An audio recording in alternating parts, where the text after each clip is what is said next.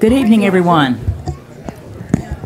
Thank you for coming tonight to the first meeting of the new year and the December business meeting of Athens Mayor and Commission.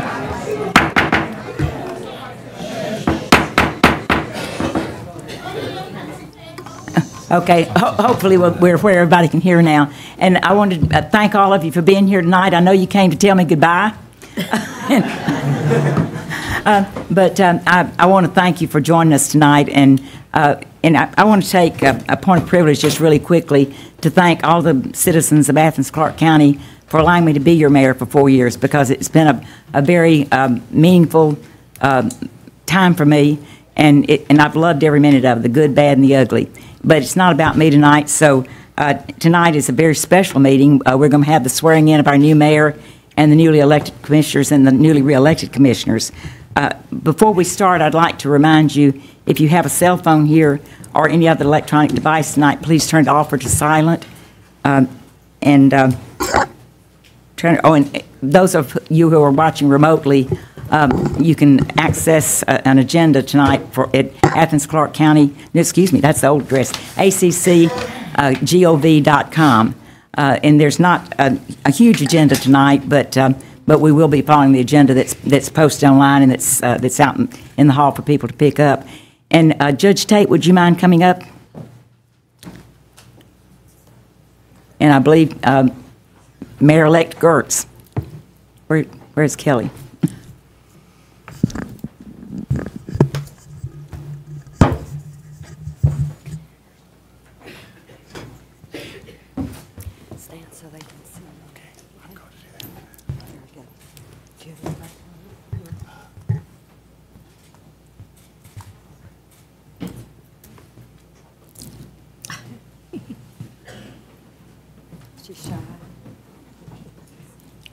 Can Noah be mayor? You might prefer that. And Noah's going to keep you on your toes. That's right. I don't know if y'all heard the comment by Commissioner Hamby, but he wondered if Noah could be mayor. The young man in It is short. Yeah. Raise your right hand and repeat after me. I, Kelly Girtz, I, Kelly Girtz, do solemnly swear do solemnly swear that I will well and truly that I will well and truly perform the duties perform the duties of Mayor of the Unified Government of Mayor of the Unified Government of Athens-Clarke County, Georgia, of Athens-Clarke County, Georgia, and that I will support and defend and that I will support and defend the Charter thereof, the Charter thereof, as well as the Constitution Constitution and laws of the State of Georgia and laws of the State of Georgia and of the United States of America. and of the United States of America. So help me God. So help me God. Congratulations, Thank you're you. in. Thank you.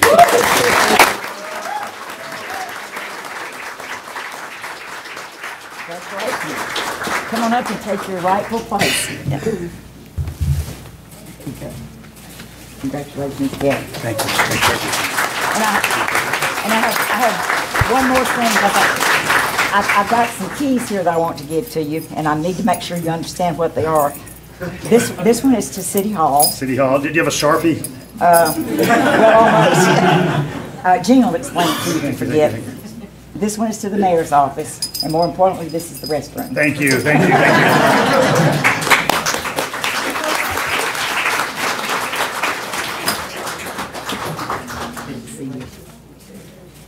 Would you like to say anything before? I think we're going to go ahead and call the commissioners one at a time. First to join us will be District 1 Commissioner Patrick Davenport.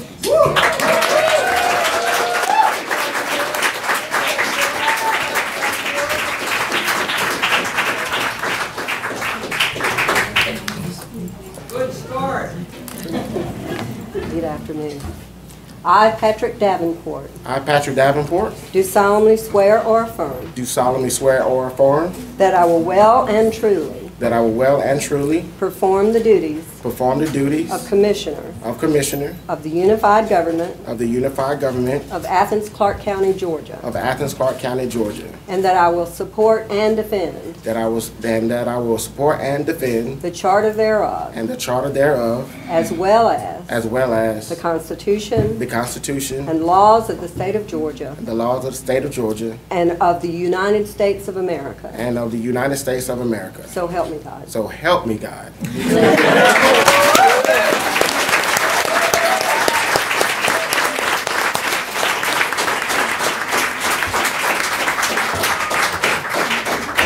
Ladies and gentlemen, if I could call forward for her second term, District 3 Commissioner Melissa Link.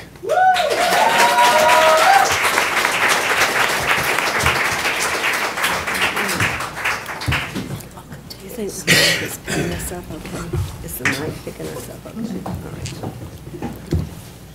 I, Melissa Link, I, Melissa Link, do solemnly swear or affirm do solemnly swear or affirm that I will well and truly that I will well and truly perform the duties perform the duties of Commissioner of Commissioner of the Unified Government of the Unified Government of Athens-Clarke County, Georgia, of Athens-Clarke County, Georgia, and that I will support and defend and that I will support and defend the Charter thereof, the Charter thereof, as well as as the Constitution the Constitution and laws of the State of Georgia and laws of the State of Georgia and of the United States of America. and of the United States of America. So help me God. So help me God. Very good.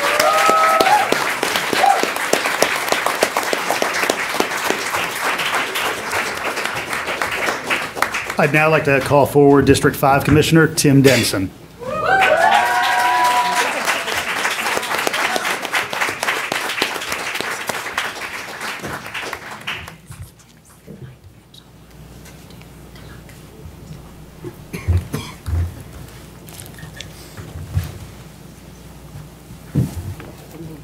I, Tim Denson, I, Tim Denson, do solemnly swear or affirm do solemnly swear that I will well and truly that I will well and truly perform the duties perform the duties of Commissioner of Commissioner of the Unified Government of the Unified Government of Athens-Clarke County, Georgia, of Athens-Clarke County, Georgia, and that I will support and defend and that I will support and defend the Charter thereof, the Charter thereof, as well as the Constitution the Constitution and laws of the State of Georgia and laws of the State of Georgia and of the United States of America. and of the United States of America. So help me God. So help me God.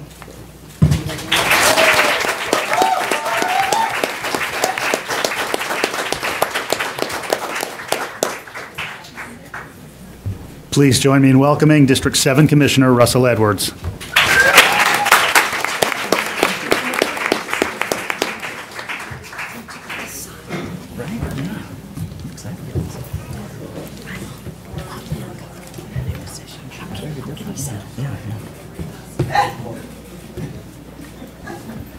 Wanted you to get that kink in your neck.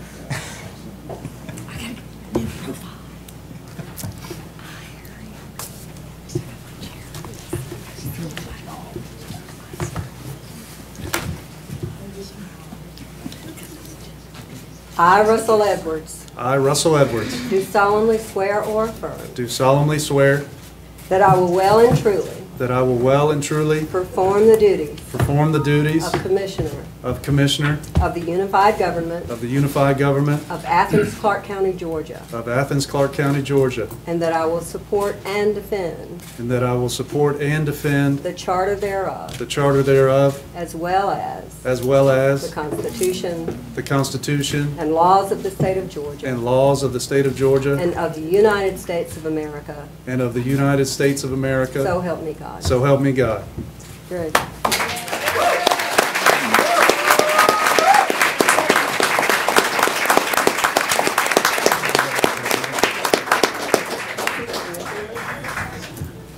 And last but certainly not least, only the third holder of the District 9 seat, Ms. Ovita Thornton.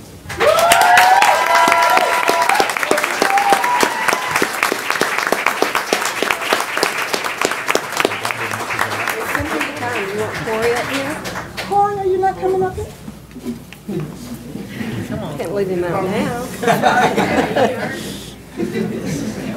Yeah, this is the only reason I'm here.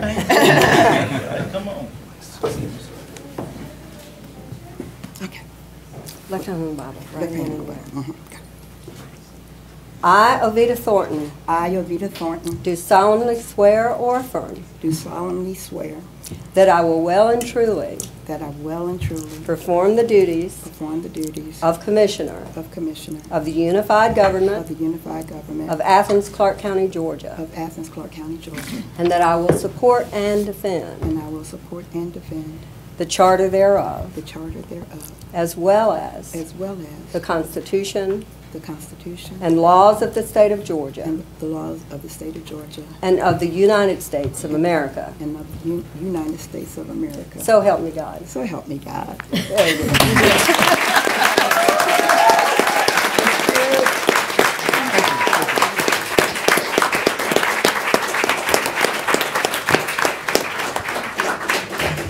Thank you, Thank you Judge so Tate. much for allowing me to be part of this oath administration and swearing in ceremony, and welcome to all the new commissioners and to you, Mayor. We appreciate the service of all of you that you render to this county and the citizens of the county, because we all benefit from it. Thank you. Thank you, Judge Tate.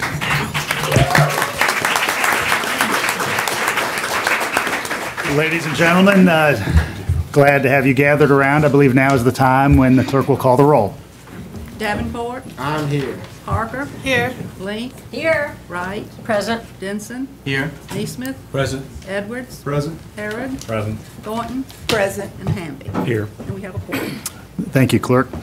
Now is the time when we will approve the minutes of the meeting from Tuesday, December 4th, 2018. Mr. Mayor. I have a note from Commissioner Link. Yes, I'd like to file a motion to reconsider on item number 29 from our December 4th meeting. I believe that's the item regarding the SPLOST 2020 designated project list. All right, there's a motion and a second. A motion from Commissioner Link, a second from Commissioner Parker to reconsider item number 29 from the December voting agenda. Any discussion on the reconsideration question? I just want to say I'd like to reconsider this to allow our new colleagues the opportunity to be presented with all the information on these projects. These are the projects that we would like to send forward to the Citizens Committee or to be automatically on the list without consideration of the Citizens Committee. So I'd like to reconsider that item. Okay, please raise your hand if there's any other input on reconsideration. I'll call you one at a time. Commissioner Neesmith. I'm going to support this motion. However, I think what we need to do... Are your microphones on, Kelly? Can you hear me now? I don't think power's coming through because I'm not going to hit power on my computer. I'll speak up. I'm going to support this motion with one caveat, and that is I think it's important for the entire body of the commission to understand the background of these two items, especially the affordable housing item, which has not been discussed in public because it is in large part a real estate transaction. I think we need to have the opportunity to educate for the commissioners to listen and learn about the background of both of these proposals, both the Judiciary Center, the reconditioning of the Judiciary Center, and the affordable housing matter.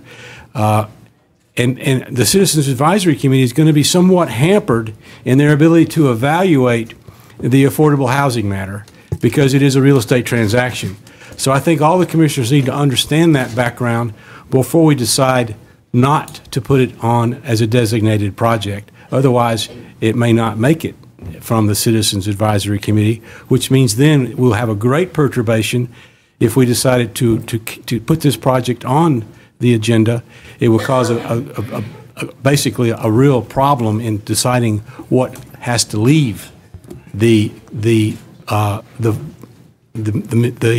referendum. So let's move forward and let's see what we can do with that. And so just a note, programming note, should reconsideration pass, we'll have additional time for comment about the substance of the material after the old and new business. So on simply the matter of reconsideration, any other commissioner comments? All right. Clerk Spratland, please, roll call. Link. Yes. Wright. Yes. Denson. Yes. Neesmith. Yes. Edwards. Yes. Harrod, Yes. Thornton, Yes. Hamby, Yes. Davenport, Yes. Parker. Yes. 10 yes. Perfect. All right, motion passes. We're going to move on to written communication. Clerk Spratlin, is there any written communication to enter into the record? Mr. Mayor, I think we still need to approve the minutes. Thank you, I appreciate it, Commissioner Harrod. Approval of minutes, now that we have reconsidered. Second. All right, we've got a motion from Commissioner Neesmith, a second from Commissioner Harrod.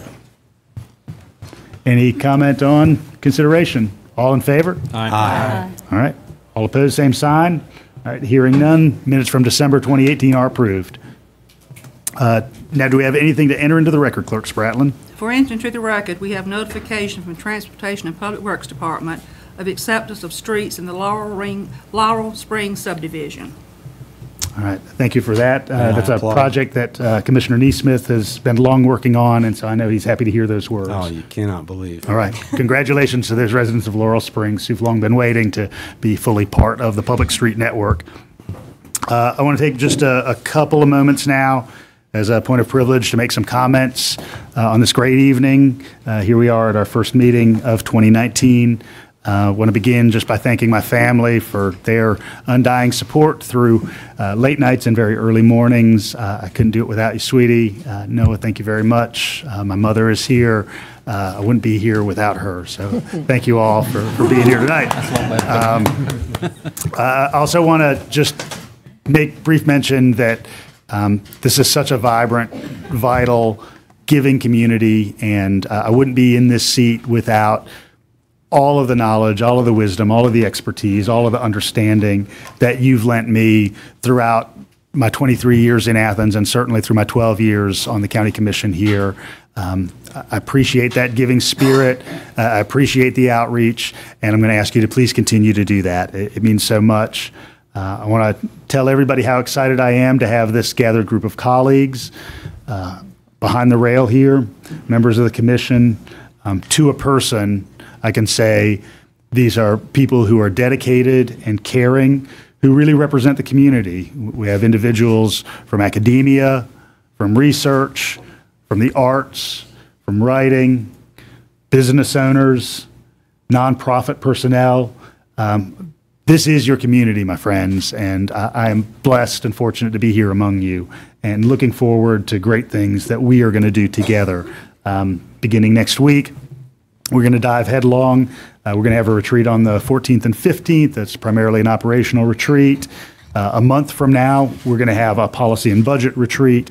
And so the work begins in earnest. So I'm very excited and similarly excited about the quality of staff we have in Athens-Clarke County, helmed by Manager Williams, with sadly departing Assistant Manager Hiss and Assistant Manager Justin Johnson. This is an unparalleled staff who I can say give their all every day and recognize that we've always got new gains to make, but who are going back to the grindstone again and again and again. And so I appreciate that we have a quality workforce that in fact is working for the public here in Athens. This time of great promise, I think it's time when we're going to see increased opportunity for every sector of Athens. A great era of equity approaches, and I thank everybody in this room and everybody beyond for being part of that. I want to move forward to some formalities that we have to take care of tonight. At the beginning of every new two-year cycle, there's election of a mayor pro tem. The formal operation of this government call for the mayor, the former mayor pro tem, which in this case is Commissioner Wright, and the prior mayor pro tem, or if that person is no longer affiliated with the government, designee, which is Commissioner Hamby, to nominate mayor pro tem. And so there's been a nomination for the longest serving member of this body who has not served as mayor pro tem, Commissioner Neesmith, to be our mayor pro tem. And I would entertain a motion for his approval as mayor pro tem. I would be more than happy to nominate and recommend Commissioner Neesmith. We started out as colleagues in campaign trail 2012, and as the current mayor pro tem, I am pleased to pass the baton, so to speak. All right. So I make a motion that we accept that. Motion from Commissioner Wright, second from Commissioner Harrod. Any discussion? All right. Thank you, ladies and gentlemen. Roll call. Wright, Yes? Denson, Yes. Neesmith, Yes. Vote for yourself here. Just like in the ballot box, you get to vote for yourself. Edwards, Aye. Harrod, Yes. Thornton, Yes. Hamby, Yes. Davenport, Yes. Parker, Yes. and Link. Yes. 10 yes. All right, wonderful. Thank you for joining me in this journey, sir. My pleasure, sir. I look Very forward to serving. excited. It's going to be wonderful.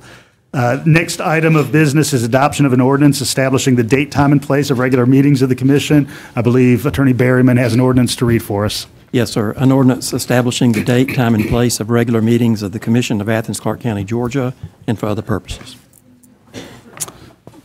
All right, we have the meeting dates and times in front of us. I'd entertain a motion for approval of those. So moved. Second. All right, we've got a motion from Commissioner Harrod, a second from Commissioner Neesmith. Any questions or conversation around the meeting dates and times? I'm sorry. Are they supposed to be literally in front of us? Because I don't have a sheet or anything. They're the same as they've always been. Same as always? Same as it Okay. ever was. Well, in that case, yes. Same as it ever was. All right, all in favor? Aye. All opposed, same sign. Hearing none, meeting dates and times will continue as planned. Now is the time when members of the citizenry get to provide some input on old or new business. You will have 3 minutes. There's a green light that will go on when you begin. Please state your name and your address.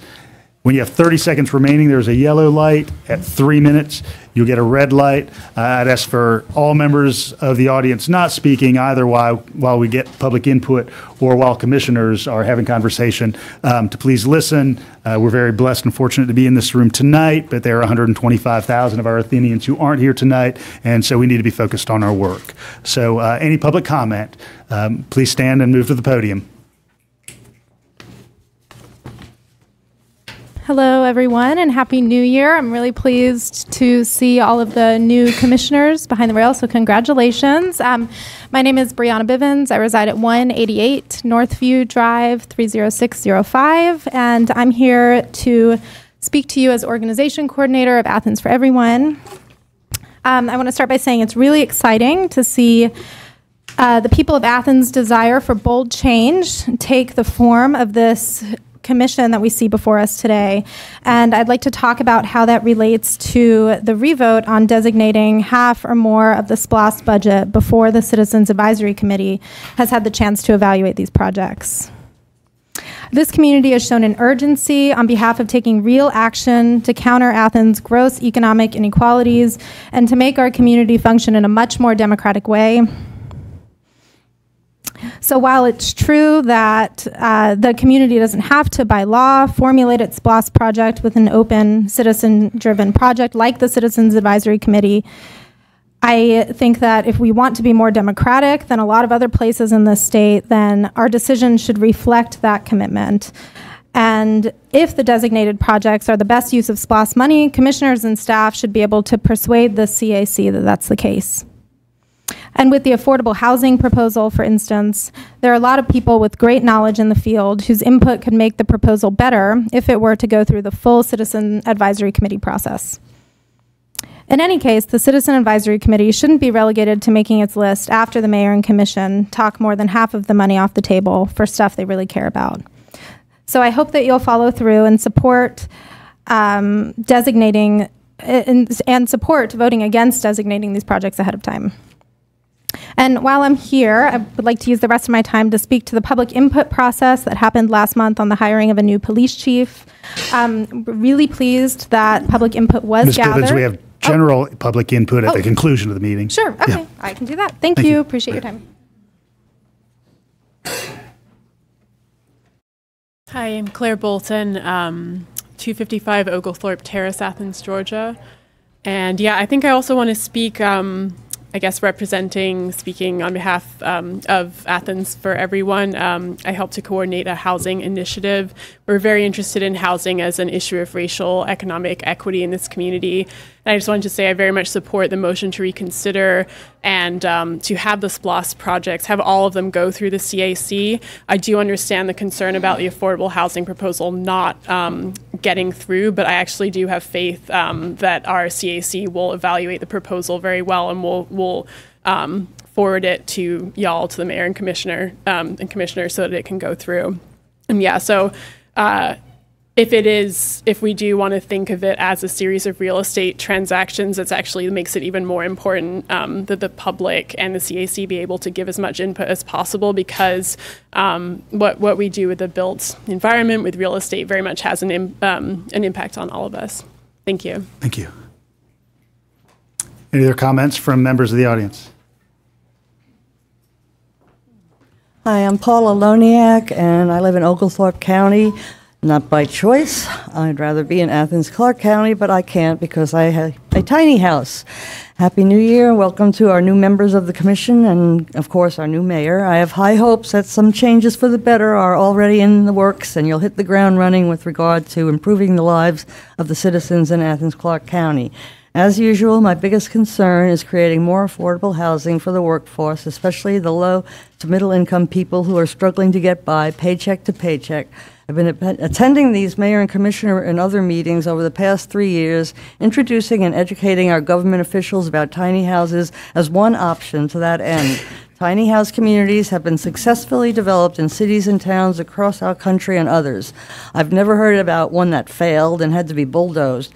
They fill a need that Athens-Clarke County's comprehensive plan for the past 3 decades have listed as a goal, more affordable housing. So everyone agrees that, yes, by golly, we do need more affordable housing, and then nothing is done.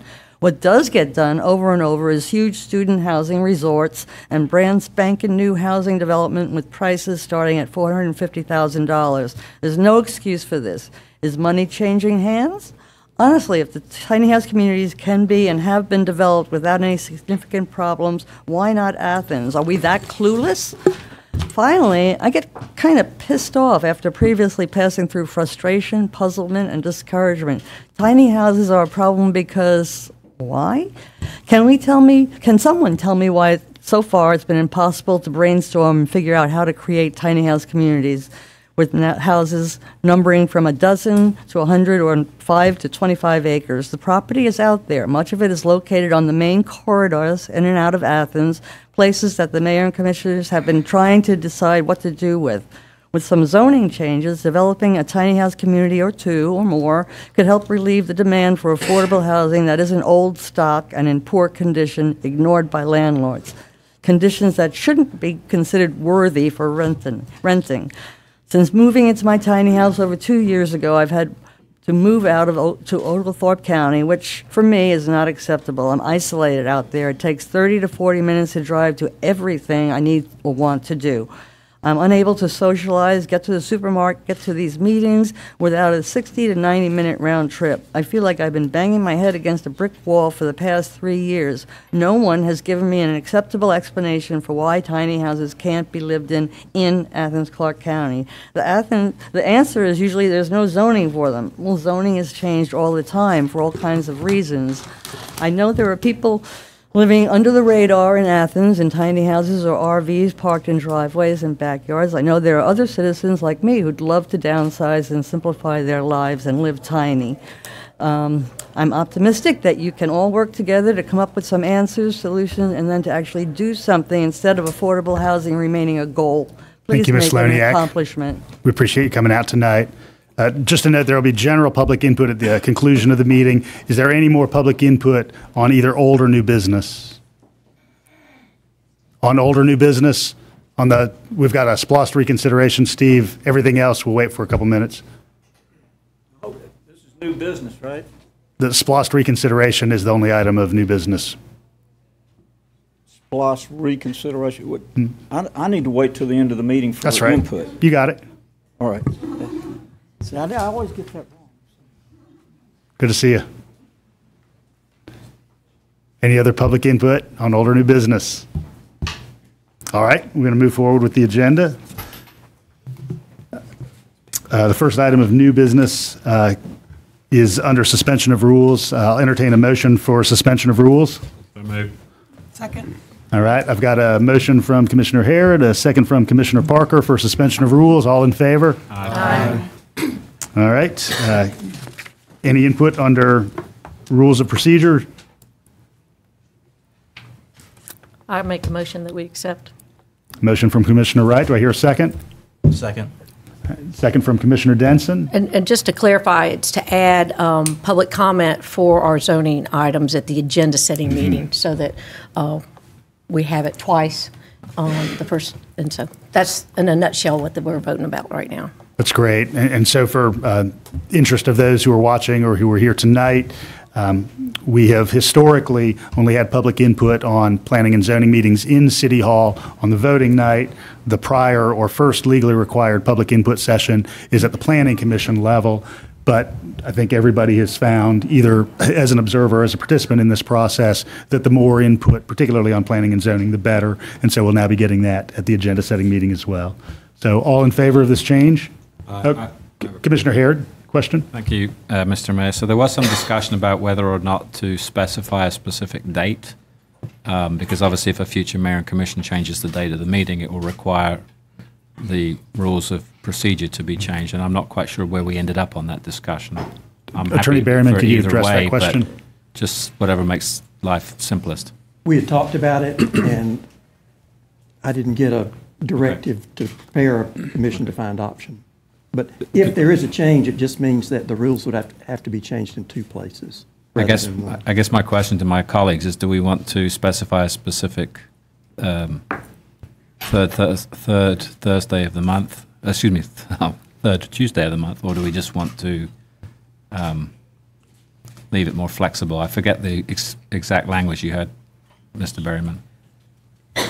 Right now, it just repeats the third Tuesday of the month language that is in a prior section that sets the agenda setting meeting for that same date. Okay. And is that in the motion that Commissioner Wright just made? Yes, it's to adopt this resolution, which has that in there. Would you want to make a substitute motion for the time of the agenda setting meeting, or stick with what we have at the moment? Either is fine. I'm just trying to think, like, at some future point, if we change things, we have to change fewer things if we change the language now, but I can't find the original email, so. So, motion's on the floor. All in favor? Aye. Aye. All opposed, same sign. Hearing none, we will now have public input on zoning at agenda setting meetings. So, good times. All right.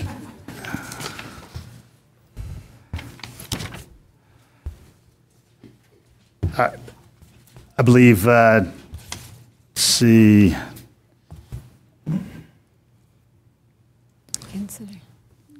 Clerk, are we revisiting the reconsidered item?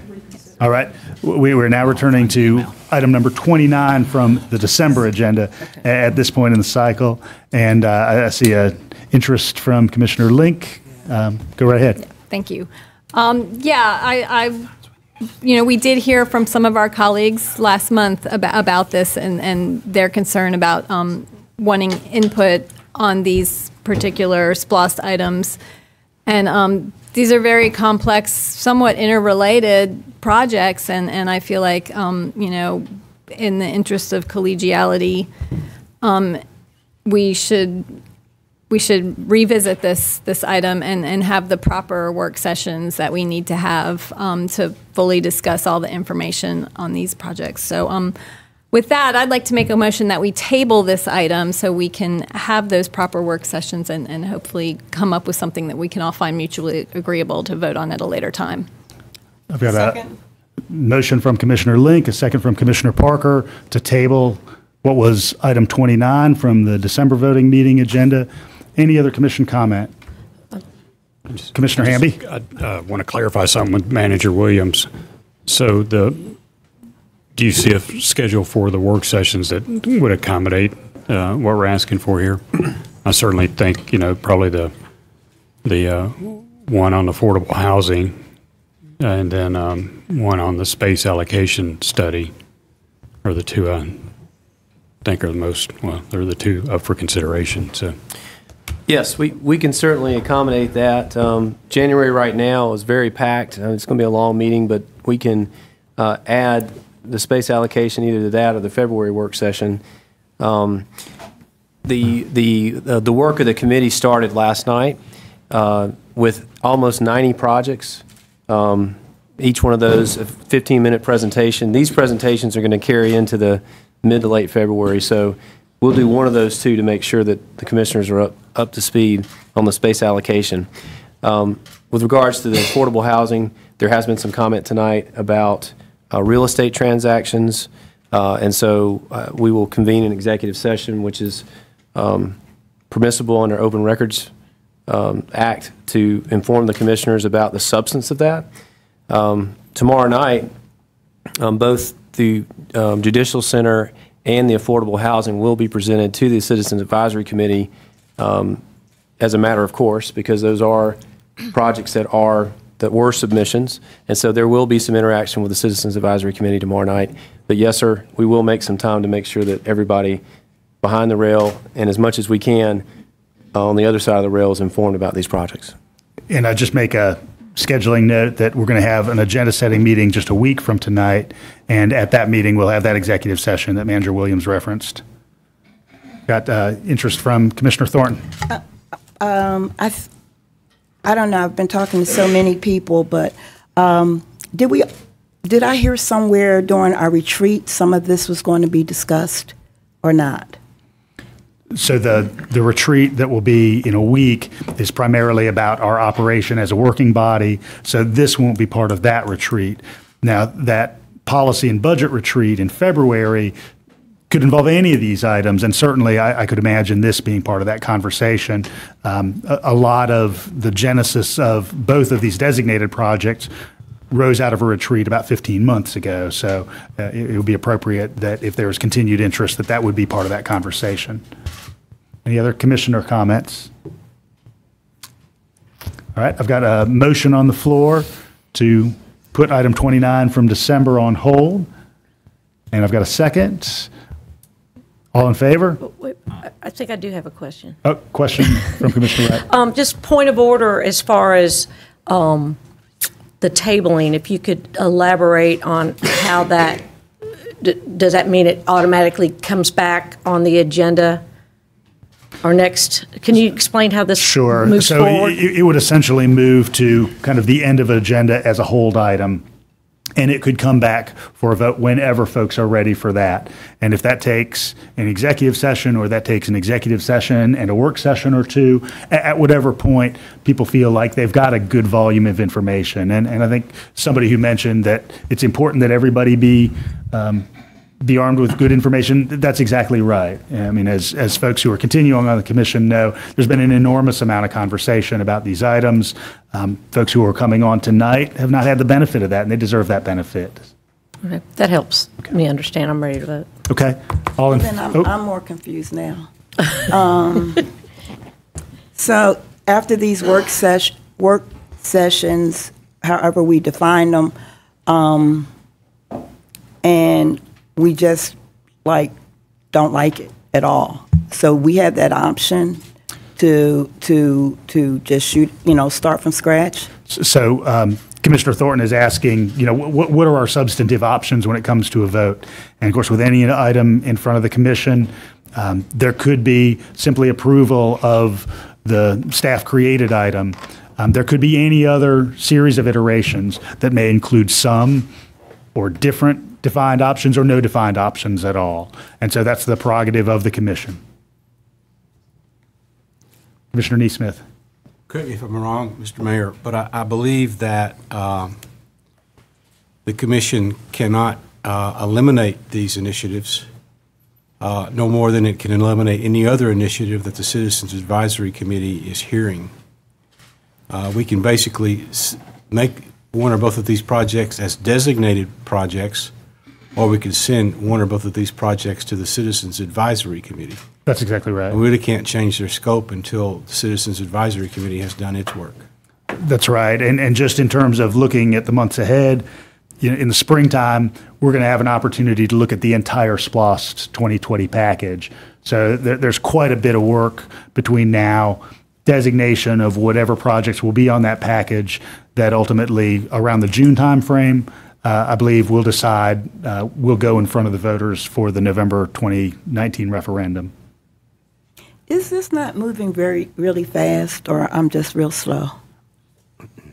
I'd say in my experience with the prior SPLOST and the T-SPLOST that we did a year ago, this is a pretty typical timeline of planning on the part of staff, on opportunity for public submission of projects, and on citizen committee work.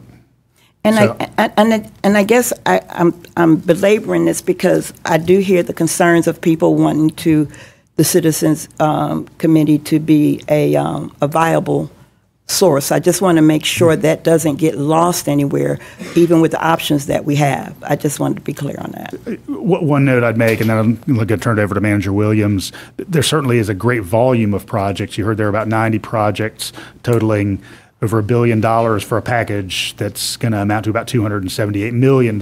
So I think that volume is notable, but in terms of the timeline, it's familiar. Okay. Manager Williams, could you add some to this? Yes. This process actually started last August. The process schedule was modeled on the previous SPLOST processes, which the Citizen Advisory Committee is a key feature of that. The Mayor and Commission voted to approve the schedule, and we've hit all the milestones to culminate in a November vote next year. And so there's certain state-required milestones, and then there's certain milestones that have been inherent in the processes here to allow the Citizen Advisory Committee to do their deliberations. The one change of the schedule that the Commission approved was that we didn't expect to have 90 projects. We were thinking 60 projects. So those folks that y'all have appointed, you need to thank them because they've had to sign on for a lot more meetings to get through all those. But the process is being honored, Commissioner Thornton, just like it has in T-SPLOST and just like SPLOST 2011. Did you say November next year? Yes, sir. Yes, ma'am. Sorry. What Mayor Girtz, when he said June, y'all will vote in, I think, maybe July. June, July, I think. On the final list, and then the ballots have to be created, and then the vote actually takes place next November. I guess because, you're talking about this November coming up. Yes, ma'am. Okay. This year. This year. Sorry. Yes. Okay, we're good. It's 2019. Okay, we're good. I'm still writing 2018 on my checks, too. I know, It's me fine. too. I thought that's what you meant, though. Commissioner Harrod? That would explain why your check to me bounced. Or at least that's one of the explanations. I just wanted to confirm that with the motion, this will, since it's a table, it will come up at our next voting meeting. Is that correct? It could come up at our next voting meeting, or it could come up the following. So this is simply a table. Is that the case, Commissioner or Attorney Berryman? There was not a time designation in the motion. What was the language in the motion? I can't remember. Motion to table. The table. I think a table would put it at the next meeting. A hold makes it an indefinite hold. Can I change my motion then to put it on hold? Is that accepted by the second? And then, of course, the mayor has the discretion, if it's on hold, to put it on the agenda. I would second that. Okay. So a hold rather than a table. Everybody, question, Commissioner Denson? So just for some clarification on, so with us putting this on hold, the item itself is not enacted then? The effect of the motion for reconsideration was to put the issue back as it was prior to the vote. Prior to the vote. And second clarifying question is, with that, when we come back, and when it's on hold, so when it comes back, there'll be the ability for us to create commission-defined options to negotiate that. Okay. Absolutely. One at a time. Let me, I think I'm going to go Commissioner Wright and then Commissioner Link. So just want a point of order. We have a new motion and a new second. An amended. Amended. And I'm just not sure if I'm as comfortable with the hold as I am with the table. And I just want to make sure that we have a roll call vote when this goes around, because I want to make sure that we get our education done as soon as possible, which I think having it come back for our next cycle will do that more so than if it's indefinite. In my processing this and wanting to make sure it is hitting the ground running, but that's what we're doing. We've got a lot of work to do, and we've got a lot of sharing of information and education. So. I'll say, as I sit here tonight, kind of in my view of the calendar, I wouldn't anticipate anything later than March and ideally February for a vote. Commissioner Link? Yeah, Manager Williams mentioned that they went ahead and put these two projects on the SPLOST Citizens Advisory Committee's agenda for tomorrow night. I'm a little confused because we just now had this vote to reconsider, and what had been voted on last month was that they wouldn't even see these projects, that they'd automatically be designated. So I'm curious as to why that committee is already seeing these projects, and especially now that we possibly will be putting them on hold and having some more discussion about them. The scope of the projects might change, so it might be a good idea to hold off on that. Well, in the spirit of communication and transparency, we were just going to go to them and share what the projects were about, since, there's a certain amount of discussion around the designation of the project, so we wanted to give them the information so that they had the most that we had to offer. And I recall that was something we asked for in December, and management said would be no problem. Mr. Mayor. Commissioner Neesmith? Actually, this is the normal course of events on the 2010 Citizens Advisory Committee. The jail was a designated project, but we got a complete presentation on the jail in the Citizens Advisory Committee and the Classic Center as well. So this is normal. It's not that the designated project won't be heard by the Citizens Advisory Committee, it's that it's not at their discretion to recommend it. I think what my concern is that, if we have that work session, when we have that work session and that executive session, the scope of these projects might change slightly. So the Citizens Committee might get a presentation on something that might actually change after we have our further discussion. That's my concern. I'd rather them get the presentation on the projects after we have the further discussion of them. I would say that it's always the case that the scope may change, and through my experience with both T-SPLOST and then SPLOST 2011, there were projects that were combined, there were projects that were expanded in dollar value, there were projects reduced in dollar value. There were projects where the goal of the project was honed a little bit. So I think that's just the nature of the process, particularly given the volume of projects. And for commissioners, I think, and members of the public who've seen many of them, there are some similar projects that may well see that sort of hybridization. So, Commissioner Neesmith? That's also a matter, of course, in the Citizens Advisory Committee. Okay. Sometimes it's because the committee asks for a change in scope of the author of the project. So taking it back to them with changes is a pretty normal routine.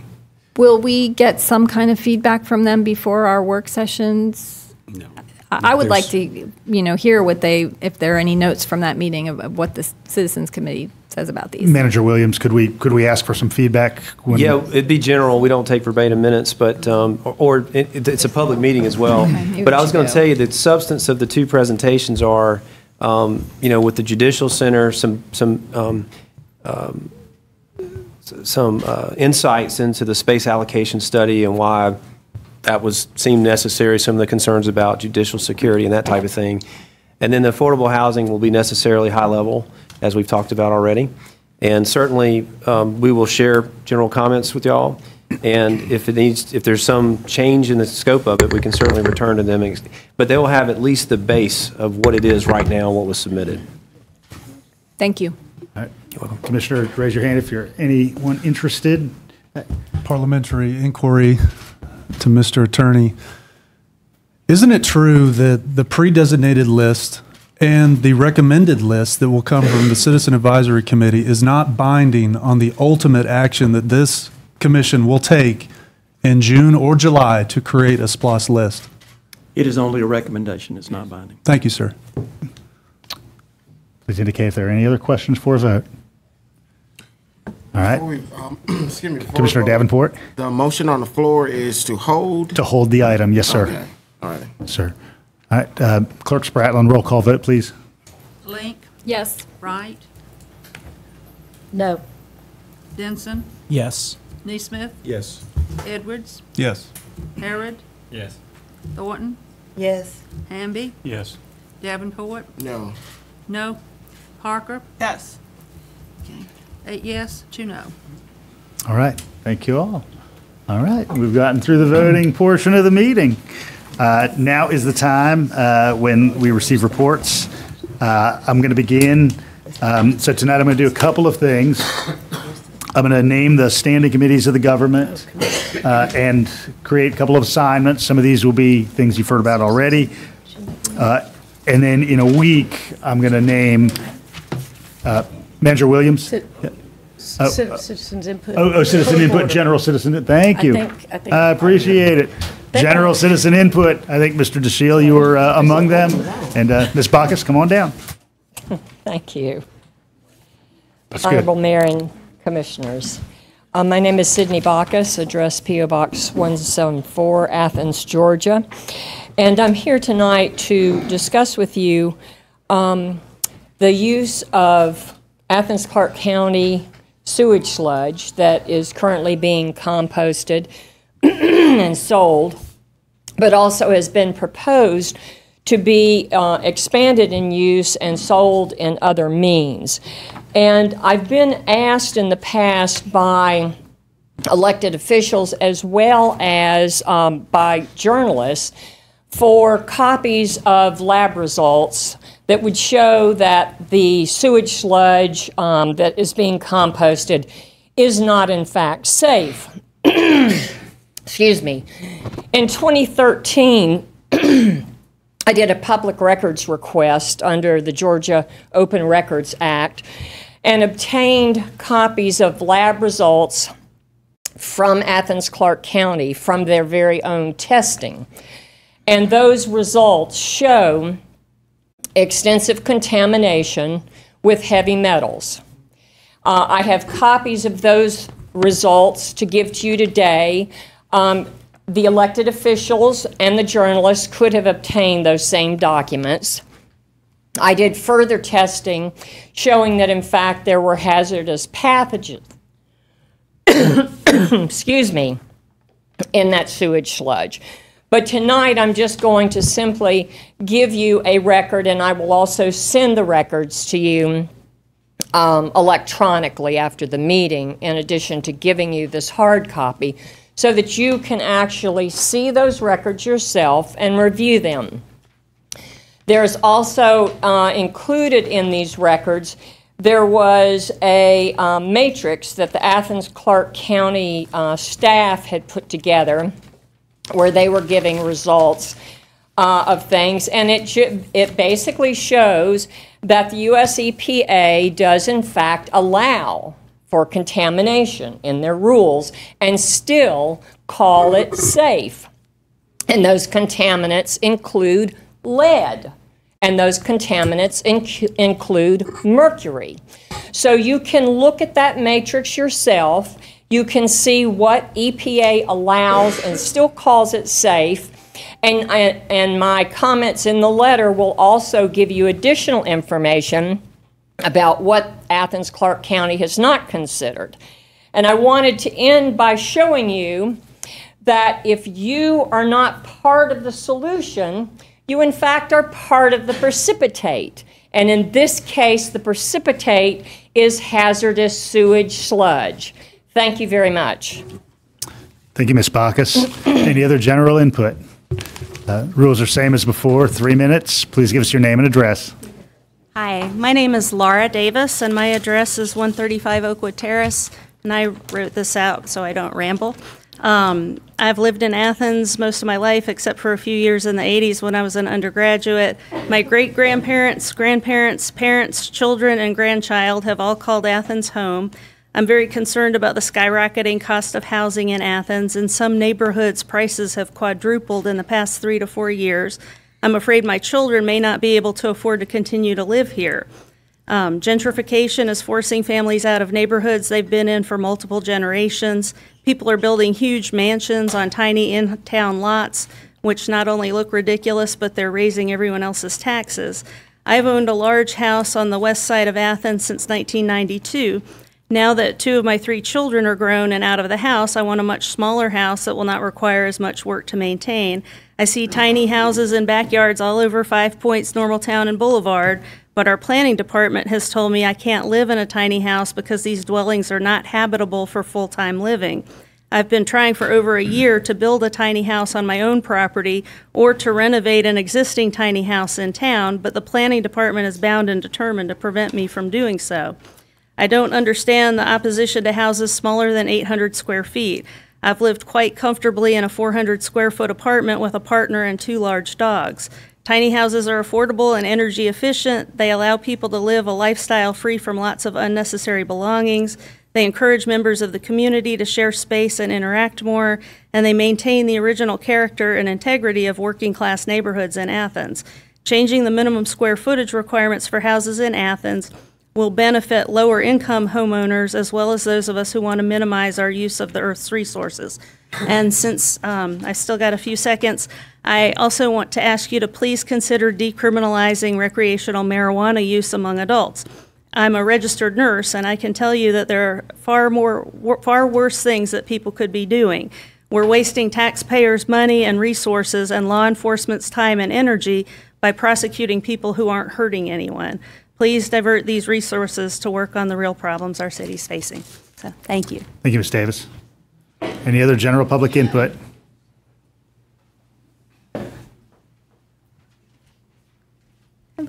My name's Karina Gallagher. I live at 325 Bray Street. So congratulations and welcome to all y'all new ones, new commissioners. So I made a short list. So Grand Slam, I'm sure all of you have heard about, and I will keep on talking about it. I hope that you all will get involved in the future success of Grand Slam coming this summer. I'm excited about the county taking a step towards making Athens a better place for our youth. I hope that in the future you will vote to increase the budget for such programs.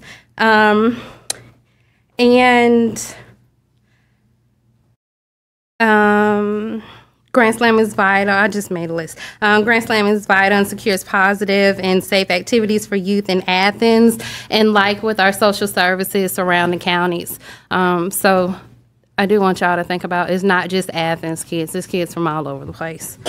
Nonprofit accountability. I want to encourage each of you to reach out to your constituents and ask them to visit all of the CDBG applicants and current recipients of those funds.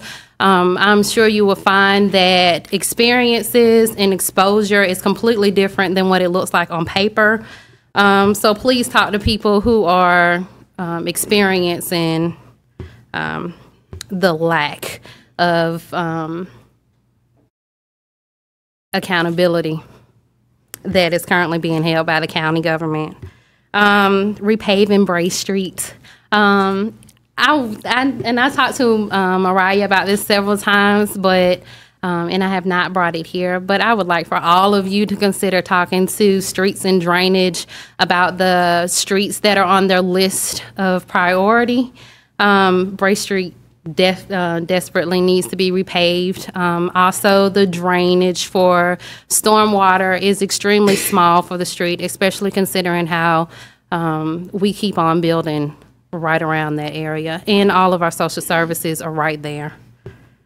One last thing, since I got a little bit more time. While I think that is important for the courthouse, and I've been in the juvenile court, that court, more than any other one, probably needs to be redone or relocated. While I don't think that putting millions of dollars where we got 180 other issues in Athens is fiscally responsible, that is one court that desperately needs it. CASA workers, lawyers, parents, families, and children all access that court, and it is not safe. Thank you. Thanks, Ms. Gallagher. Other public input? Well, hello. This is strange. My name is Jesse Houle, P.O. Box 445, Athens, Georgia. I love the symbolic message of the rearrangement of the seats. Would love to see the rail come down too. I think that would be great. Make it easier for the kids to get up there to pose. So I'd like to speak briefly on behalf of Athens for Everyone. First, by starting with what we believe we need, and by we I mean what we, Athens for Everyone, believes we, everyone in Athens, needs. And what we believe we need is a new, bold, and courageous paradigm for how to govern, how to direct staff, and how to use and manage public funds and resources to serve the needs of the people. A4E wants to collaborate with y'all to push Athens forward, to dismantle white supremacy, to dismantle discrimination in all its forms, and the myriad systems of poverty and gross inequality, to transform our community into a place where each person is recognized for their inherent value and each person has what they need to thrive. Not just survive, but thrive. And y'all are the vessel for that transformation because y'all have the power. So I'd like to also speak briefly about who should be involved in this. And we don't see it as just A4E or people who are currently registered as A4E members, even though there's roughly 1,200. There's 125,000 people in this county, and many more who need what our county has to offer, even though they might not live within its limits. So I'm talking about the Athens public. We want to change the political status quo by shifting more of the discourse, strategic planning, and decision-making into the public sphere, rather than private meetings. So for example, we'd love to help plan and promote public town halls or people's assemblies, as Mayor Girtz and Commissioner Denson campaigned on, as I know some other commissioners, Link, Parker, Davenport, Edwards, and Ms. Thornton have also thought were good ideas. And so hopefully I'm just another person in a large crowd where I don't have to say much anymore. And y'all are really engaging directly with a larger quantity of the residents on more matters of government. I'm not going to I'm still so nervous, even though this is weird. I'm not going to bombard you with details because today feels like a time for celebration. As most of you know, we have a platform. It's on our website. We're really interested in decriminalizing marijuana and bail abolition and many other things, but we'll be revisiting our priorities at our annual conference, which is Saturday, March 23rd, and y'all are invited. We'd also like to help you do more public things, starting with hopefully celebrating at TEDS. So, thanks. Thank you, Mr. Houle. Congratulations and welcome. My name is Sam Raffle, Athens, Georgia. I'm going to try to rely on technology a little bit to share a beautiful story with you that happened. I think the announcer refers to it as a Christmas miracle, but I don't think it is. It's just good 911 dispatching. And if this will play, I'll play it for you. It's about 2 minutes. Christmas miracle playing out on a dramatic 911 call. A 1-year-old pulled from a pool in Florida with no pulse, but thanks to a dispatcher calmly delivering instructions to the child's neighbor, that boy was revived and he's now recovering. And ABC's Victor Akendo is right there in Miami. Victor, good morning to you. Good morning, Dan. The call lasted a little more than 5 minutes. In it, you can hear screaming and panic, but throughout, there's the steady voice of that 911 dispatcher who helped save that boy's life. Orange County Fire Rescue. The frantic call came in on Christmas Day. A 1-year-old had fallen in a pool in Central Florida and had no pulse. Not responding. A neighbor trying to perform CPR. Do they know how to do CPR? He's just pumping. He doesn't know. Okay, just tell him I need him to lay him flat on his back. Help is on the way, but the Orange County Fire Rescue dispatcher wastes no time. She starts instructing them on CPR over the phone. I need him to place his hand on his forehead, the other hand under the neck, and tilt the head back. Okay, it's a hand on the forehead and the other hand underneath the neck. Tilt his head back. Okay. Pitch his nose closed and completely cover his mouth with your mouth, and then blow 2 regular breaths into the lung. Moments later. He's gurgling. He's gurgling? Okay. But the boy wasn't in the clear yet. The dispatcher guides them through chest compressions. Push down about 2 inches with only the heel of one hand touching the chest. Even counting with them. 1, 2, 3, 4. 1, 2, 3, 4. They're here. They're here. Then firefighters arrive and resuscitate the child and take him to the hospital in serious condition. The baby boy is now in good condition. I spoke with Orange County Fire Rescue. They tell me that they look at those calls. So I just hold this in contrast to a call that I shared with many of y'all in the not too distant past. I think this can be our future, and I look forward to working with you in 2019. Thank you very much. Thank you, Mr. Raffle. Any other general public input?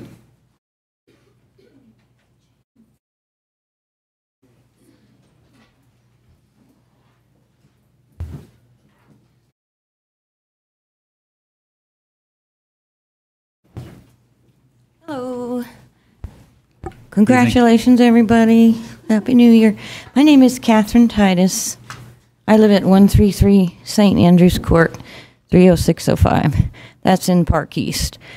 And it was a little bit about Park East that I mainly wanted to speak about, but there's many other neighborhoods this would apply to. It's my understanding that now I've lived there about 18 months. It's my understanding it has been very well cleaned up. Was once a lot of things going on there that have been gotten under control. But I've had police down there tell me the same feeling that I have, that there are not enough streetlights there. For example, I live at the very bottom of a cul-de-sac, and they are basically all cul-de-sacs in Park East. There is no other street light until you get all the way out to, you know, the corner where you enter the cul-de-sac. So it's bad for the police. It's bad for just, say, like my grandkids, which I take care of, to go out early, once the daylight saving time is gone. They have to get out there very early and walk in the dark, and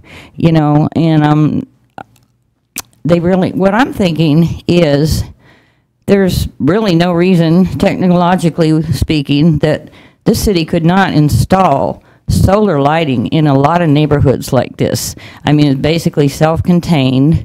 I presume it doesn't cost any more to install than any regular lighting.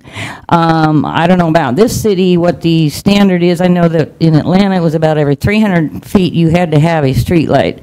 I know it's much more distance in this very densely populated subdivision. So, probably about every 50 to 80 feet, you've got another duplex, So I'm thinking they really need to increase the lighting situation there. And I'm sure there are neighborhoods all over Athens that are in a similar situation. They are in the city, they're inner city, and they're not like out in the country. And it really, I think, would make a great improvement. And hey, we got solar, we got the technology, we can do it. Thank you. Thank you, Ms. Titus.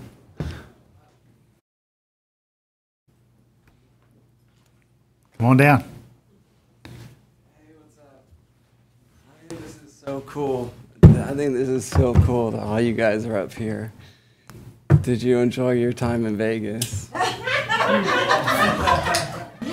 did.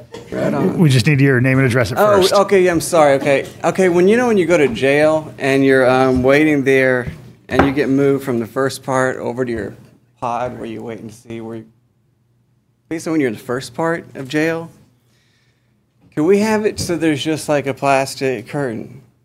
Like if I propose that, how long does it take to make that happen as far as unified government goes? Like, before you've been found guilty, like it's innocent until proven guilty. You'd think that innocent, you'd at least be able to have the curtain. I think I could find people that would actually pay for that if we could just have access to the jail that actually has your name on it and your name on it. We would install that. It's just a dignity thing. I wasn't even going to be saying anything today, but I thought that would be a simple thing to ask. We need your name and address for the record. Dude, you guys don't know me seriously? All right, it's Aaron Gregory, 293 South Finley Street. You're going to make me say the first part again also. No, you did good. All right, well, anyway, I was in Occupy with this guy, and I still got pictures from that. And I went up to D.C. with Melissa. That was fantastic. I know you from around town. I didn't know I was into the Cannabis Cup. I came back, and I was like, everybody I know is running for mayor. Actually, if you have any footage, since it was so crazy this time around, I got a lot of footage. That would be really great. I know you guys do also. We could link it together, but mainly the curtain thing. Thank you, Aaron. It's good to see you. That's it. Other public input?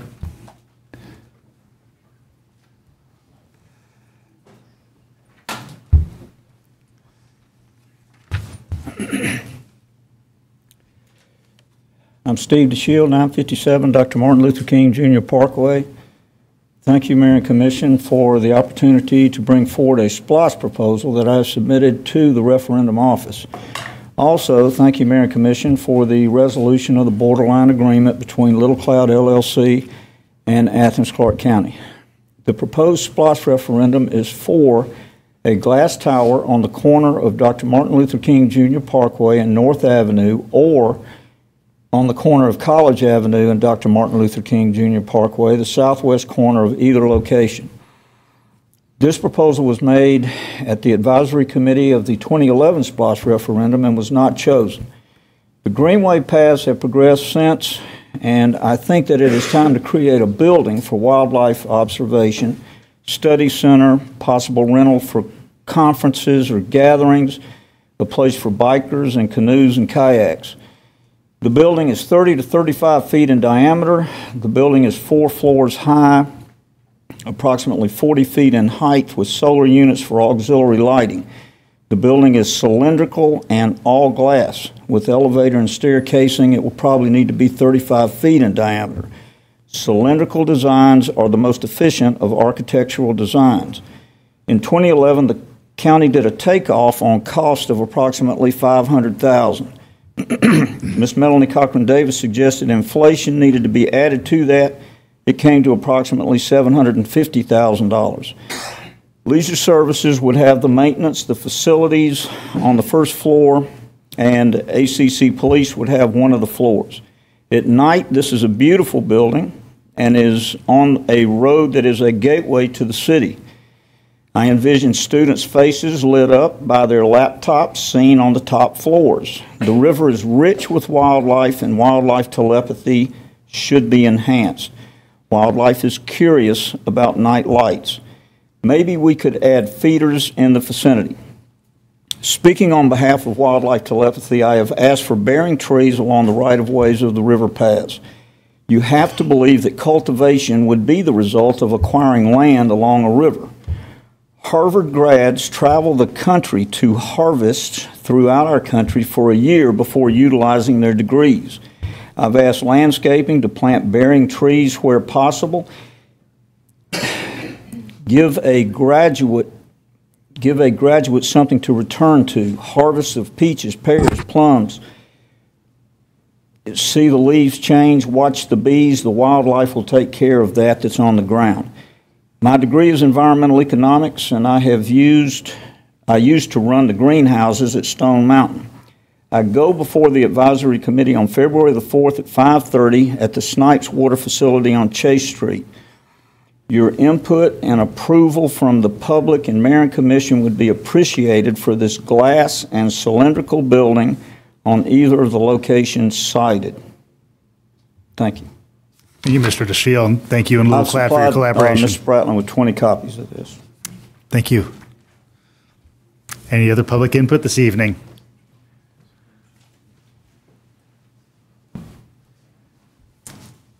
I'm Gwen O'Looney. I'm at 626 Cobb Street, and I'll talk very quickly because I don't need that long. But I couldn't stand to let Mr. DeShield be the last person who spoke to y'all, because I really think you ought to know how serious what you're doing tonight is. It's a new start in so many different ways, and I congratulate you all for being a part of it. It takes a lot of courage to run for office. It really does. And the integrity of our commissioners has always been unquestioned by the citizenry. And I feel like that kind of commitment is sitting here tonight before us, and I really welcome you very much to the job that you have ahead of you. I have so many dreams, and the SPLOST, I was on the SPLOST 11 group, and I was here when we developed the SPLOST process, and I believe so much in the fact that as long as it stays in the hands of our citizens, it will be successful, and it will create a special community, because special is the first word in the SPLOST local option sales tax. So I challenge you to make that special. In 2011, when we heard the proposal, Mr. Dashill's proposal, I'm glad to hear, it was then also going to alert us to any alien invasions. So I'm really glad to hear that we're into ecological purposes and that we're no longer worried about that. I really do believe that your election is a statement that this community shares a future goals that you share. And I know affordable housing is one. Be very careful. We have some of the most affordable housing in this area, and we need to do it right, or it looks like slums. It looks like holes. It looks like a loss of hope to be there. And that's what we have now right in the middle of our community. So affordable housing is a very tricky thing. Look at other communities, look at the mistakes, and I hope that you will be committed to it. But I think what's most important is that Citizen Advisory Committee is committed, well-informed, an understanding group of people who understand practical needs that this community has, but will resist the temptation of staff to use SPLOST for maintenance. That it's not maintenance. And I wish you so much luck. I wish you so much time, and I thank you for the time that you're giving. Thank you. Thank you, Mayor Looney. Any other public input tonight? All right. Hearing none, we are going to move on to reports.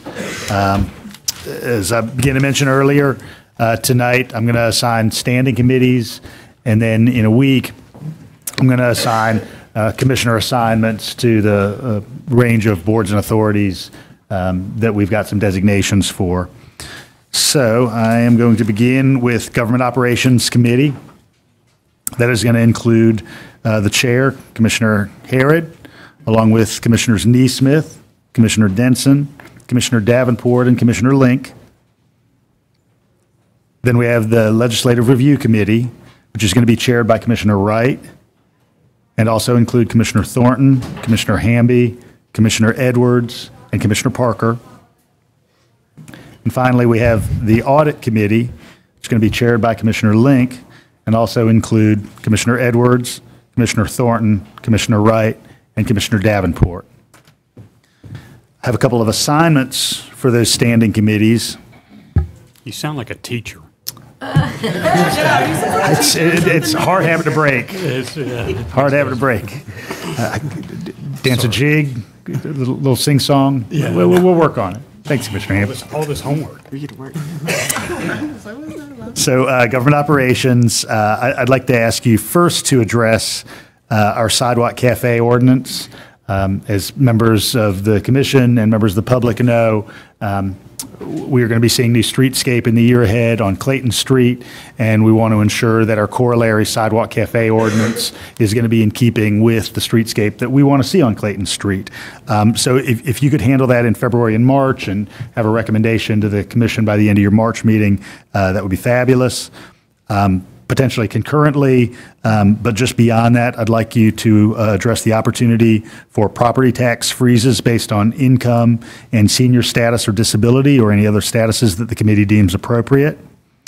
And then I would like you to offer any recommendations about the draft boards, authorities, and commissions handbook that was drafted in the second half of 2018. So that's for government operations. And Clerk Spratlin, I'll give you a written copy of this as well. For Legislative Review Committee, I'd like you to first take a look at the minimum drink ordinance. Be glad to.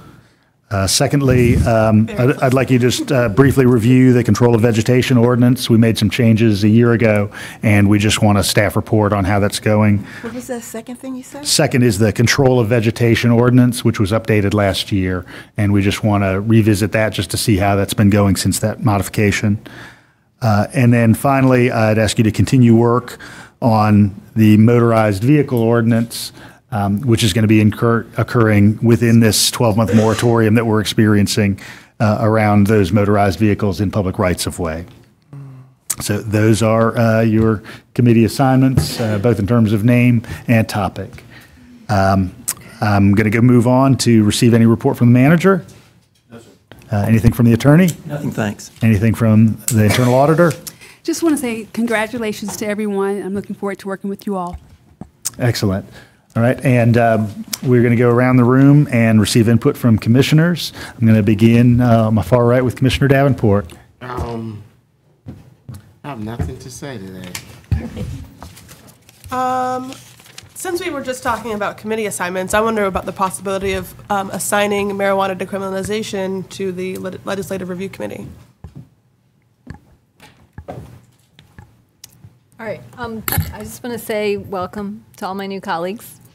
Some of us have known each other quite a while and kind of cut our teeth together. So I really look forward to us all working together.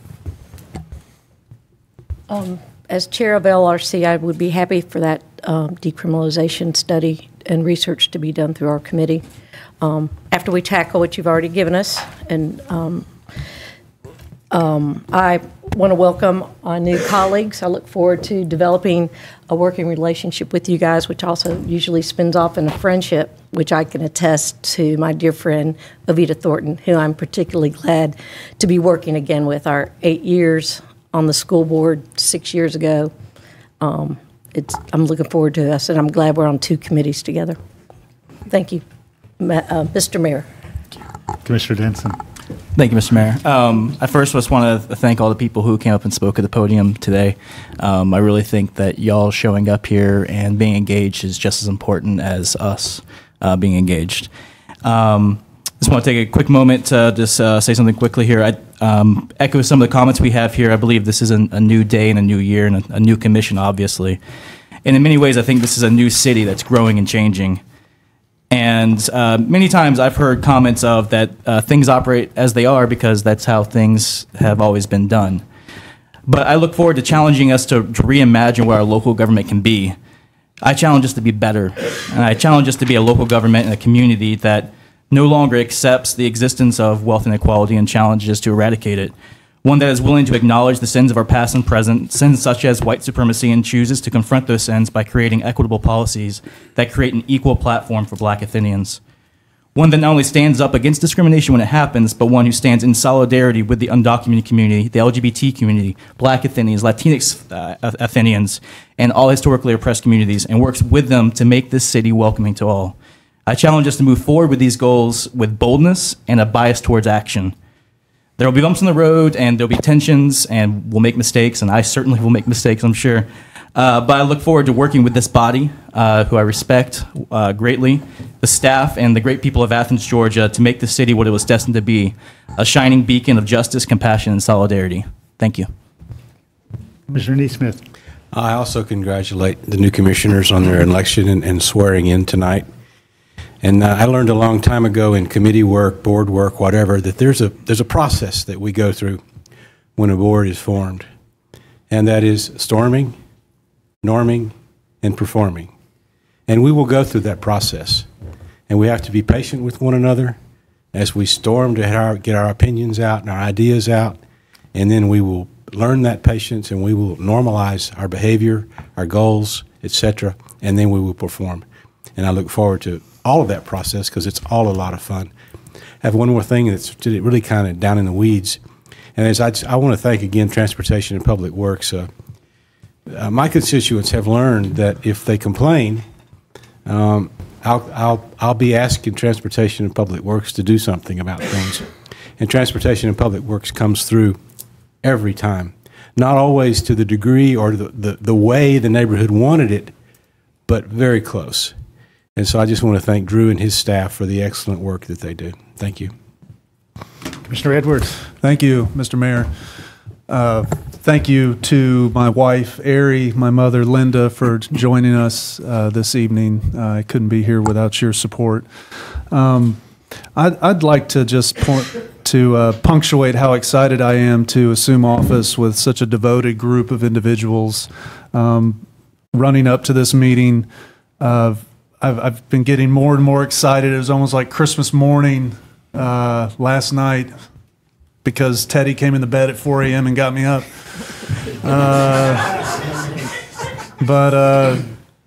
seeing the dedication from Ms. Thornton, Mr. Davenport, Mr. Denson, to participate in the training put together by Manager Williams, we met with almost all the county government departments and really got to know the workings of this government in an extensive weekly program lasting hours every week. So kudos to Manager Williams and Assistant Manager Johnson for putting that together.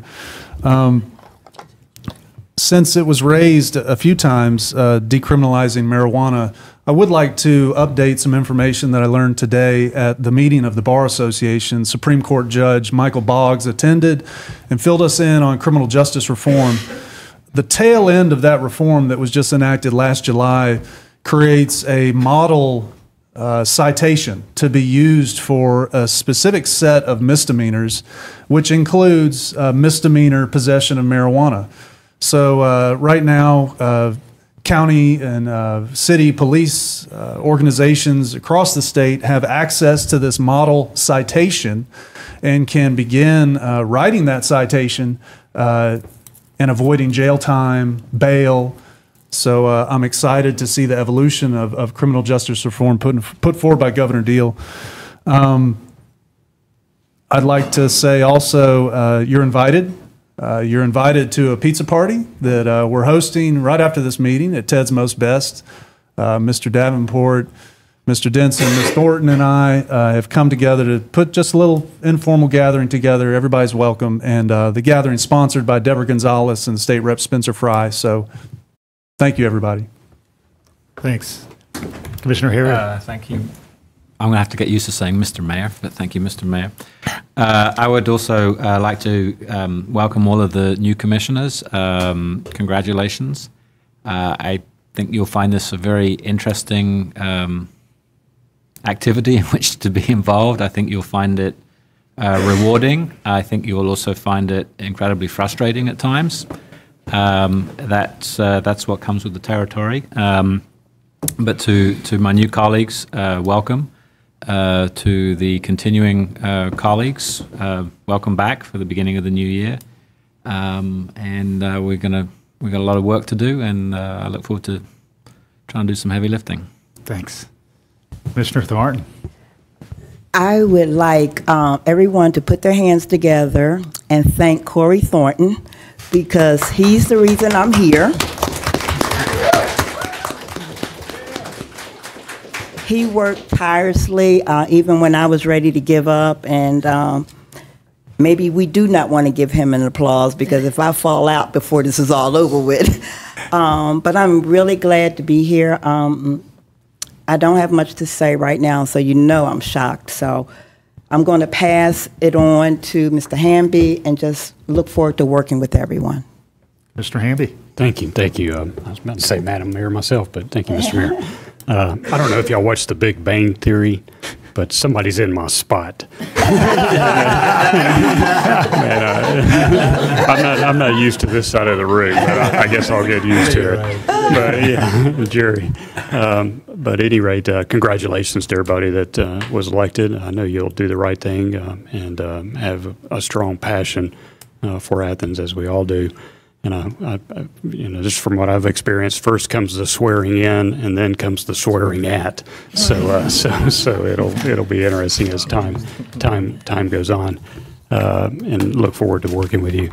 I do have a specific request for management, and that is along the Timothy Road corridor. I know last year there were some discussions about the speed limit to 35 miles an hour. I'd like to see, and I think at some point this year, we're going to look at some radar permit with the state. So I just want to keep that on the radar. And if you could send me a time frame about, you may have already done that, but if you could just look and see when the time frame about when that could happen this year. Appreciate that. I'll make a motion. We adjourn. All right, motion to adjourn from Commissioner Hamby. Second from Commissioner Neesmith. Mayor Pro Tem. Mayor Pro Tem Neesmith. Any discussion about adjournment? No. All in favor, say aye. Aye. All opposed, same sign. Hearing none, we are adjourned.